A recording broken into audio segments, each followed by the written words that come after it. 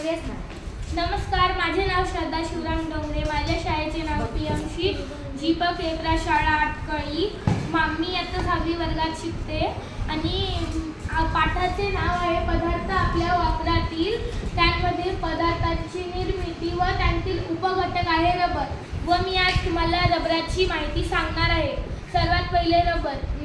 पदार्थाची निर्मिती rubber. Rubber हे दोन प्रकारचे असतात, कृत्रिम व नैसर्गिक अशा दोन प्रकारचे असतात. नैसर्गिक रबर हे रबराच्या झाडाच्या चिकापासून मिळवता येते. ह्यालाच लॅटेक्स असे म्हणतात. व रबराला विशिष्ट गंध आणि पांढरा रंग असतो. चार्ल्स गुडियस यांनी गंधकाचे व रबराचे मिश्रण चुकून तापत्या स्टोव्हवर टाकले.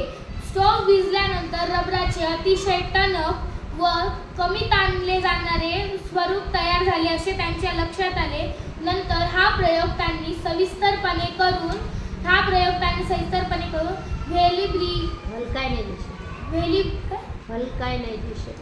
व्हल्कनायझेशनचा शोध लावला. व्हल्कनायझेशनतील रबर टणक रबराच्या टायरामुळे दळणवळणात क्रांती घडून आली. आता व्हल्कनायझेशनची प्रक्रिया. व्हल्कनायझेशनच्या पद्धतीमध्ये गंधक व रबर यांना 3 ते 4 तास तापवले जाते. रबराला टणकपणा आणि कठीणपणा यावा म्हणून त्यामध्ये गंधक मिसळवतात. आपल्याला रबराचे वापर कसे करायचे आहे यावरून रबरामध्ये गंधक मिसळवलेले जाते. रबराचे चेंडू, खोड रबर आणि रबराची खेळणी यांमध्ये कमी जास्त प्रमाणात गंधक मिसळवलेले असते आणि रबर बँडमध्ये फार थोड्या प्रमाणात गंधक मिसळवलेले असते.